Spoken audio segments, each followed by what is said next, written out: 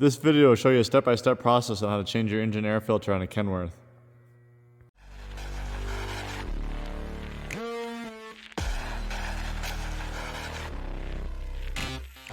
Once you get the hood open, your engine air filter is located right here.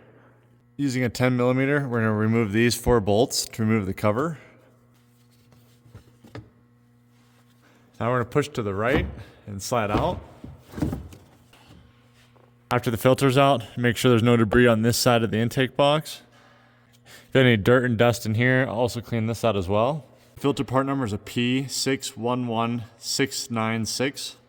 To install the new filter, we're simply going to put it in this direction. Remember, this tab is on the right side. Push it in, slide to the left. Make sure your seal is tight here. When you go to put the cover back on, this here is supposed to line up with this, so if you can't get a fit, make sure your filter is all the way in, because this will not allow it to go on unless it's lined up. Now we're going to tighten our 4 bolts down, and away you go. Thanks for watching this video. If you found it helpful, please like and subscribe, and we'll see you guys next time.